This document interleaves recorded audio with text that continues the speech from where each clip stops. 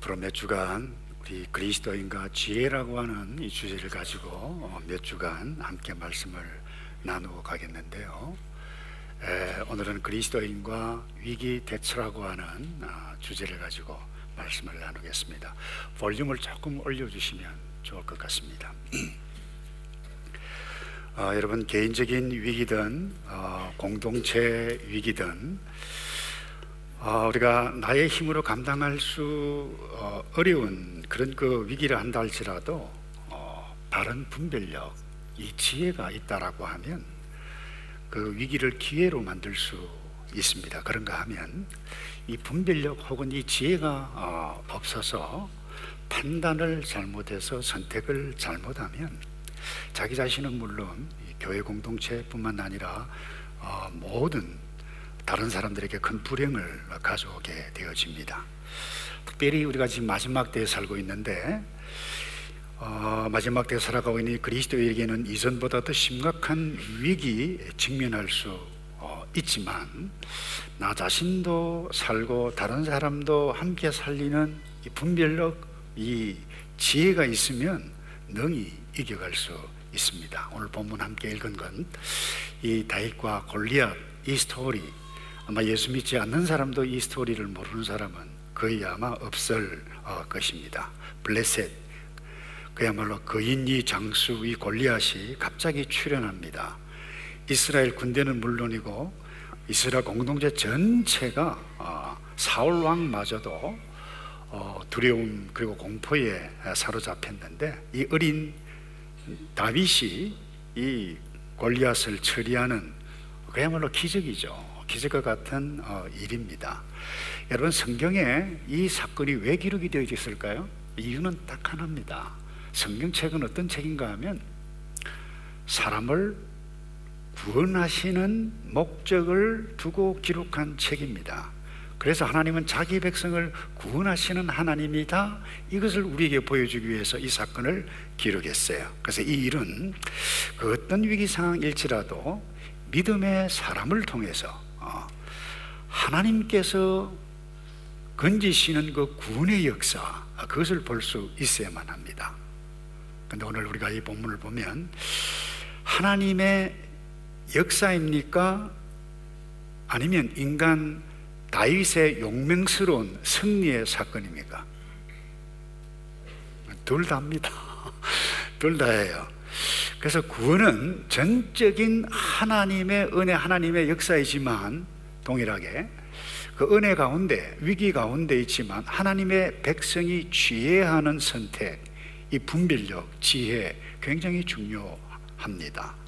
특별히 우리가 어려운 인생 여정에서 끊임없이 만나게 될, 내가 감당하기 힘든 위기를 만날 때 우리의 첫 번째 놓쳐버리지 말아야 할 분별력, 그 지혜가 무엇인가 하면 마음을 읽지 않아야 한다라고 하는 사실을 오늘 이 사건을 통해서 우리에게 말씀해 가는 것을 발견할 수 있습니다.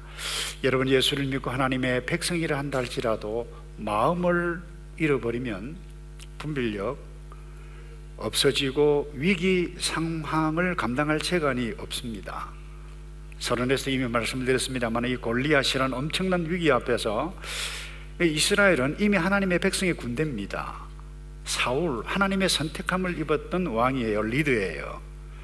그런데 이 군대는 물러나고 이 사울 왕까지 속수무책이었습니다. 이 사태 어떻게 하지? 큰일 났는데 이 대책이 없잖아, 나라가 위태롭다.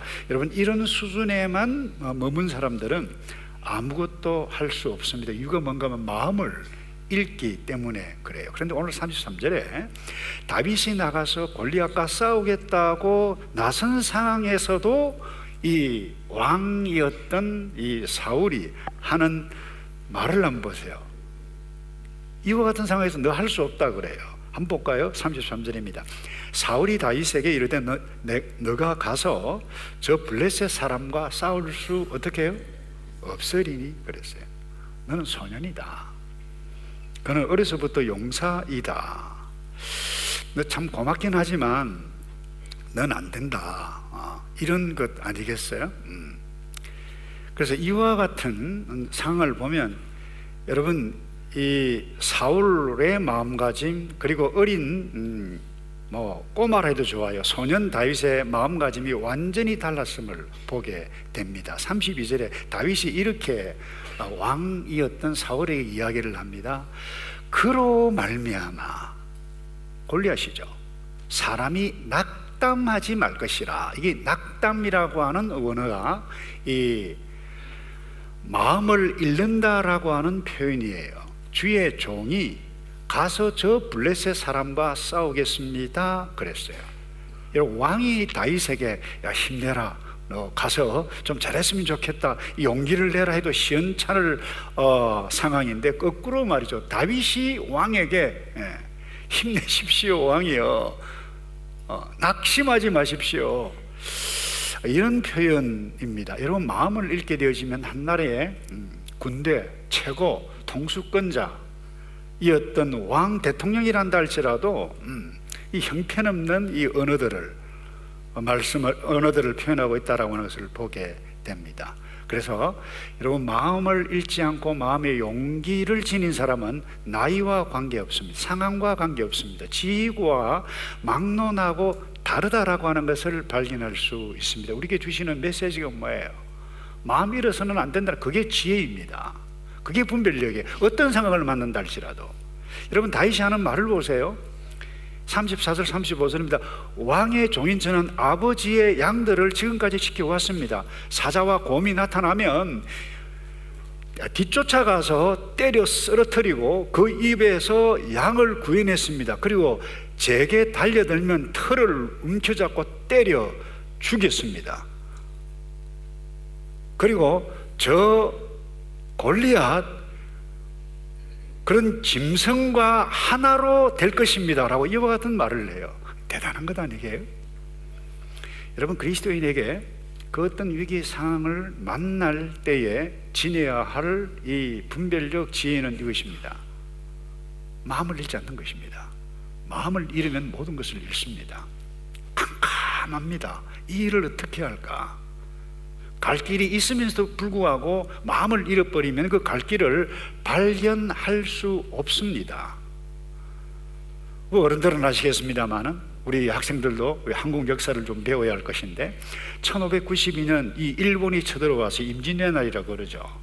근데 당시 왕 선조였던 이 선조가 중앙을 치고 들어오니까 왕궁을 버리고 저 신우주까지 도망갔고 따라다니면서 대신들은 뭐 여러 가지 갑론을박, 유명한 장수 이순신 장군에 대해서 정치적인 모략 때문에 어려움을 빠뜨리게 했지만 결국 힘이 들어서 다시 이 이순신 장군에게 싸울 기회를 주었을 때에 유명한 말이 있잖아요.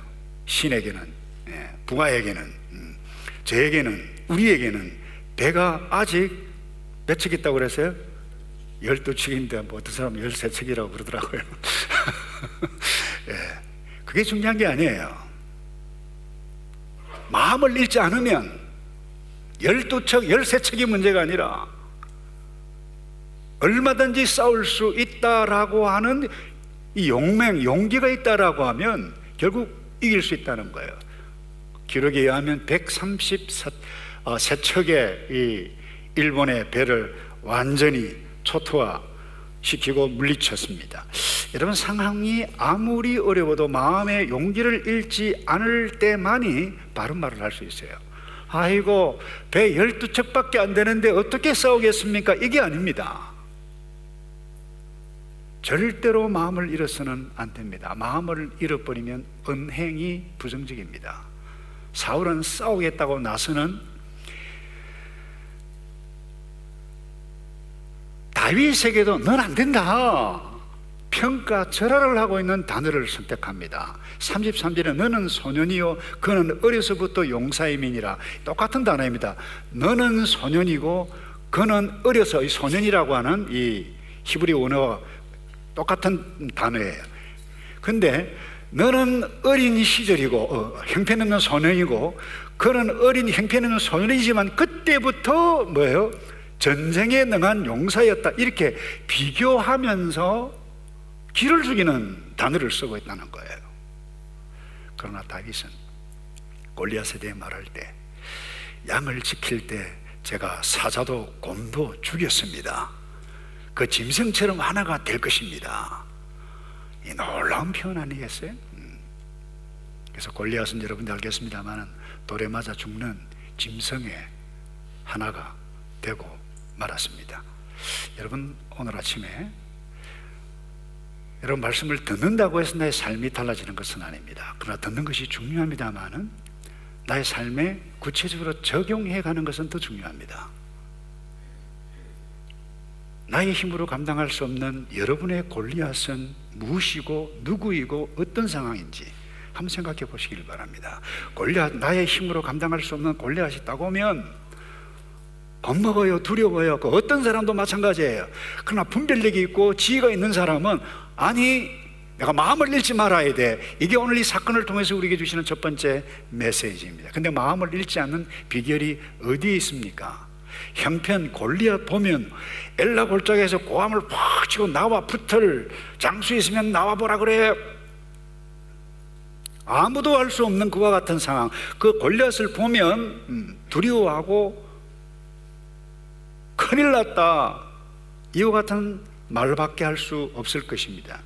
그래서 여러분, 내가 처한 형편 상황 대신에 이 상황을 건져내실 여호와 하나님을 바라보아야만 하는 것입니다. 그래서 여러분이 다윗이 17장 46절에 이렇게 말씀을 해가고 있죠. 오늘 여호와께서 너를 내 손에 넘기시리니 내가 너를 칠 것이다, 내 목을 벨 것이다. 블레셋 군대의 시체를 오늘 공중의 새와 땅에 들짐승에게 주고 온 땅으로 이스라엘에 하나님이 계신 줄을 알게 하겠고. 이건 도무지, 여러분, 소년 10대로 보는, 10대 후반으로 보는데요, 그 어린아이의 말이 아닙니다. 왜 이와 같은 일들을 할 수 있을까요? 양을 치면서, 시를 지으면서 어림을 만날 때 하나님께서 나를 건져주셨고 짐승의 위험으로부터 건져주시던 그 하나님, 저 골리앗에게도 반드시 건져내실 그분은 하나님이다, 하나님을 신뢰했다라고 하는 것을 우리는 놓쳐서는 안 될 것입니다. 그래서 이런 마음을 가지고 있는 사람은 그 어떤 불리한 상황, 어려운 상황 봐도, 특별히 예를 들면 오늘 이 골리앗 엄청나게 크지 않습니까? 보통 사람은 그래요. 우와, 저 거구를 어떻게 감당할 수 있을까라고 생각할지 모르겠지만 마음을 잃지 않은 하나님께서 건지실 것이다 라고 하는 믿음을, 하나님을 신뢰하는 사람은 눈 감고 던져도 맞겠다, 너무 커서. 그렇잖아요 여러분. 한번 따라서 합시다. 하나님께서 나를 건지십니다. 여러분 믿습니까? 두 번째요, 오늘 이 스토리를 보면 지금까지 해왔던 기존 방식 꼭 해야 할 필요는 없습니다. 기존 방식을 벗어 던지는 것이 필요하다면 탈피해야만 합니다. 여러분, 이 당시 고대 전쟁에서 싸움은 갑옷, 칼, 창, 활, 이것이었습니다. 그 상식적인 무기였습니다. 여러분, 골리앗과 맞서 싸우겠다라고 하는 이 다윗,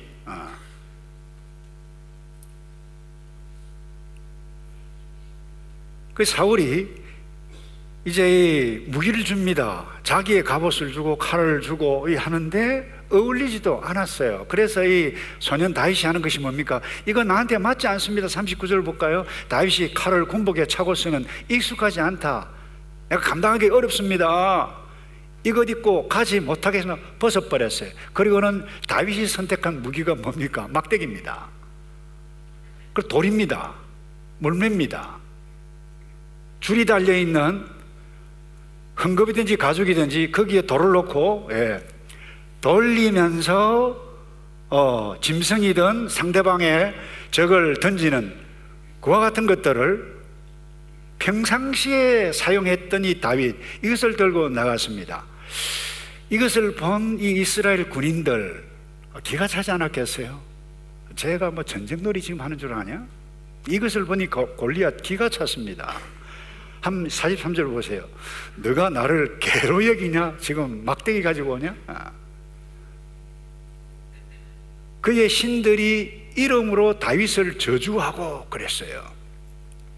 여러분, 전술학적으로 말할 필요도 없고 상식적으로도 맞지 않는 무기입니다. 그런데 결국 어떻게 됐나요? 골리앗 무찌르었어요. 여러분, 전쟁을 꼭 칼, 창, 방패로만 해야 이깁니까? 그렇지 않습니다. 그래서 이런 의미에 있어서 오늘 저와 여러분 21세기를 살아가고 있는데, 어떤 차원이든지 어떤 상황이든지 이 패러다임 시프트라고 그러죠.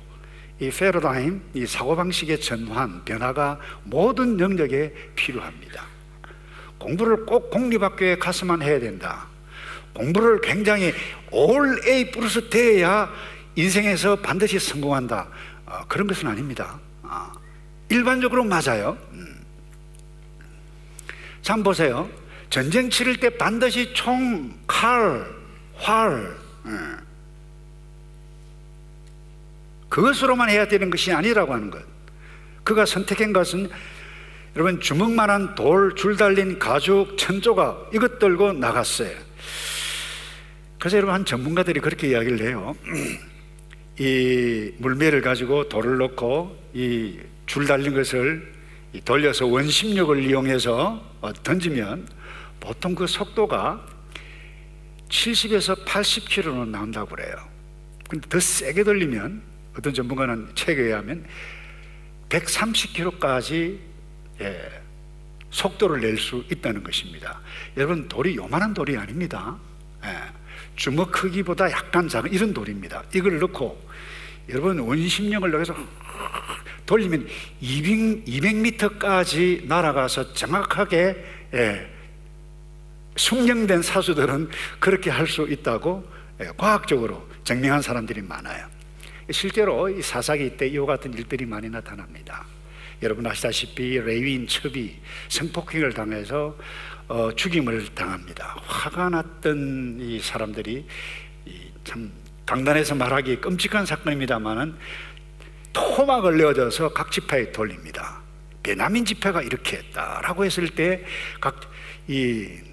그야말로 지파 사이에 전쟁이 일어납니다. 그때 어떤 장수들이, 어떤 그 병사들이 나오는가 하면 이렇게 기록해 가고 있습니다. 사사기 20장 16절에 이런 말씀이 있습니다. 이 사람들 가운데 선별된 700명은 왼손잡이였는데 이들이 돌을 던지면 머리카락조차 실수하지 않고 맞출 수 있었습니다. 무기였다는 거예요. 돌 던지면 머리카락 하나라, 좀 과장된 표현인 것 같지만 그러니까 훈련된 저격수였다는 거예요. 다윗이 이런 수준의 인물이었다는 거예요. 그래서 여러분, 전쟁터 나갈 때 반드시 갑옷 입고 칼과 방패를 가지고 하는 것이 다 옳다, 기본적으로 맞아요. 우리는 위기를 만날 때 back to basics, 기본을 중요시해야만 합니다. 그러나 중요한 것은 패러다임의 변화가 우리의 모든 삶의 영역에 필요합니다. 여러분, 여호사밧이 암몬 연합군과 싸움을 할 때 과거에 어떻게 게임이 되지 않았습니다. 숫자적으로 칼, 그리고 이 갑옷, 창 모자랐습니다. 인원수도 모자랐어요. 그때 어떻게 승리를 냈습니까? 성가대 만들어서 가운을 입혀가지고 여호와께 찬송하세요, 여호와께 찬송하세요. 말이 됩니까 그게? 근데 어떻게 됐어요? 대승리를 거두었습니다. 삼손 칼 가지고 블레셋 쳐부시지 않았습니다. 짐승뼈, 낙타뼈라고 그러는데 짐승뼈 가지고 혼자서 엄청난 사람을 죽였습니다. 여러분, 기존 사고방식, 내가 지금까지 살아와서 이렇게 되어졌다라고 하면, 이것이 실패, 이것이 후회라고 하면 지금까지 달랐던 삶의 방식을 바꾸어 가야 할 필요가 반드시 있다라고 하는 것을 놓쳐서는 안 될 것입니다. 한국 정치 이야기 하는 거 제가 별로 좋아하지 않습니다만 한국 정치계도 이와 같은 일들이 일어났잖아요. 지금까지 당대표 선거한다 그러면 조직, 그 다음에 돈, 편, 이와 같은 세력을 많이 확보하는 사람 1등 하잖아요. 근데 이번에 30대예요. 그럼 돈 쓰지 않았어요? 전자성, 그리고 사무실도 제대로 없었어요. 기존 방식과는 완전히 달랐어요. SNS를 통해서 여론을 형성하고 자기의 뜻, 자기의 가치를 알려서 승리한 젊은이가 있죠. 그래서 반드시 지금까지 이렇게 해왔기 때문에 이렇게 해야 된다, 그럴 필요는 없다는 것입니다. 코비드-19 왔는데 모이면 큰일 난다,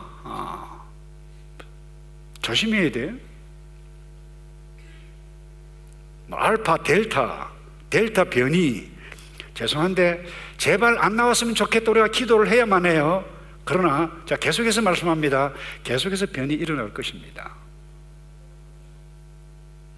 더 겁나는 건 나타날 것입니다.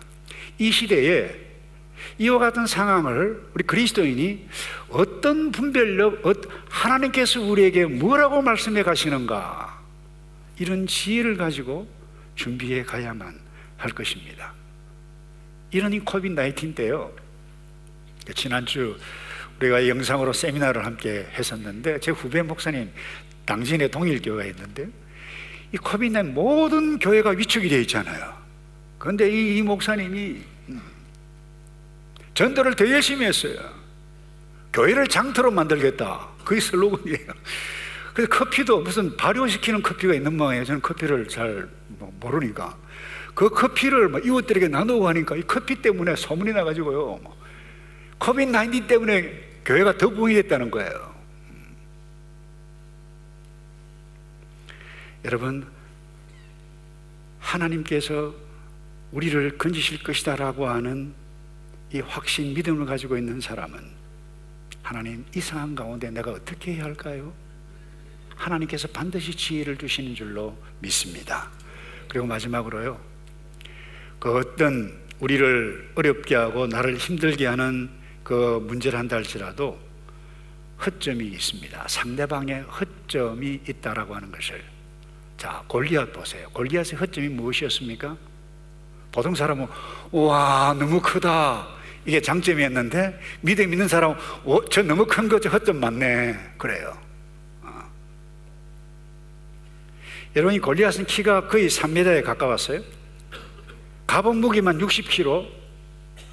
앞에 여러분이 보호하는 사람들이 없으면 힘든 사람이었어요. 여러분, 한번 고함을 치면, 그 엘라 골짜기에서 전쟁을 치르는데 골짜기에 그야말로 소리가 쩌렁쩌렁 울렸어요. 모든 사람들이 두려워할 수밖에 없었습니다.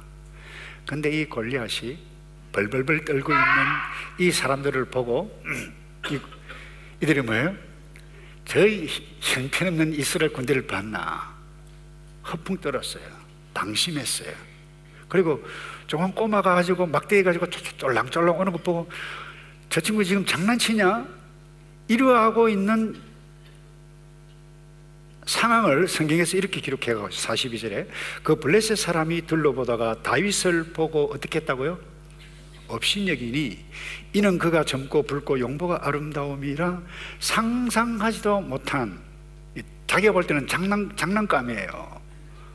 아마 완전히 방심했을 것입니다.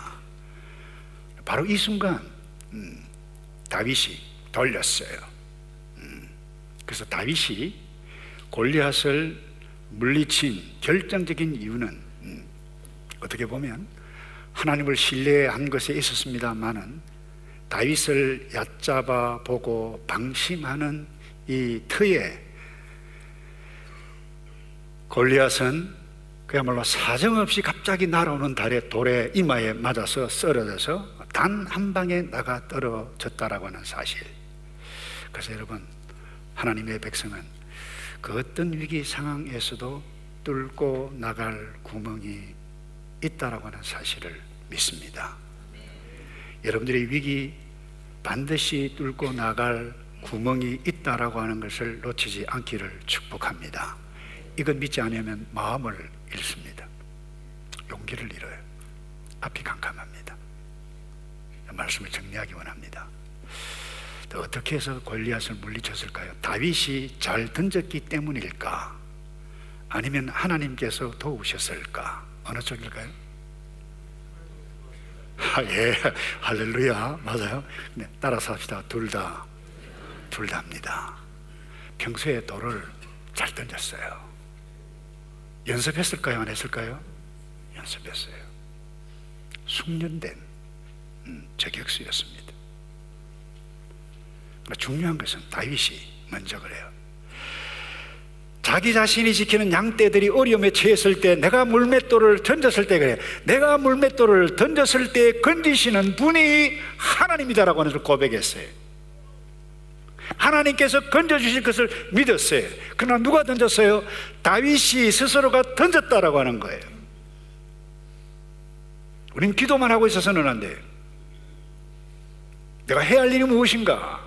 연구해야 할 일이 무엇인가? 내가 바꿔야 할 부분이 무엇인가? 허점이 무엇인가? 여러분, 위기 상황에서 그리스도인의 분별력이 어디에서 옵니까? 구원은 여전히 하나님께로부터 있음을 믿는 데 있습니다. 내가, 저와 여러분이 직면한 위기를 건지시는 분은 여호와 하나님이심을 믿기를 축복합니다. 그래서 오늘 본문의 47절에 또 여호와의 구원하심이 칼과 창에 있지 않다고 그랬어요. 이 무리에게 알게 하리라. 전쟁은 여호와께 속한 것인즉 그가 너희를 우리 손에 넘기시리라. 이스라엘 군대 자력으로는 결코 블레셋, 아니 골리앗 이겨낼 수 없었습니다마는 골리앗으로부터 구원하신 분은 여호와 하나님이심을 믿는 믿음을 가지고 나갔던 다윗, 하나님의 백성으로 말미암아 이 구원의 역사가 어제 일어났고 오늘 일어났고 여러분의 가정에 일어나야 할 줄로 믿는데, 가장 중요한 것은 이 지혜가 어디에서 옵니까? 여러분, 잠언 1장 7절 지혜자는 이렇게 이야기합니다. 여호와를, 개역판 성경에는 경외하는 것이 되어 있는데요, 여호와를 두려워하며 섬기는 것이 지식의 시작인데 어리석은 사람들은 지혜와 교훈을 가볍게 여긴다. 여호와 하나님을 경외하시는 저와 여러분 되기를 바랍니다. 하나님의 말씀을 먹고 묵상할 때 지식을 얻고 지혜를 얻고 이 상황 가운데서 내가 어떻게 해야지 분별력 하나님께서 반드시 주실 줄로 믿습니다. 그래서 어떤 상황을 만날지라도 하나님 중심, 성경 중심, 주께서 피 흘려 세우신 이 교회 중심으로 살아 승리해 가시는 저와 여러분 되기를 축복합니다. 기도하겠습니다. 아버지, 우리에게 구원을 주셨고 우리에게 말씀을 주셨고 우리에게 이 귀한 공동체를 주신 것을 감사합니다. 그 어떤 위기를 만날지라도 하나님이 나의 구원자이시며 모든 것 하나님께로부터 말미암음을 믿고 하나님 붙잡으며 지혜 있는 자로 살아갈 수 있도록 우리 모두를 축복하여 주시옵소서. 하나님, 나의 건강도 나의 자녀도 내가 직면하고 있는 이 모든 문제도 주로 말미암아 해결되어진다라고 하는 사실을 믿고 오늘도 주를 찬송하며 마음을 잃지 않고 하나님의 백성으로 살아갈 수 있도록 은혜를 허락해 주시옵소서. 예수 그리스도의 이름으로 기도하옵나이다. 아멘.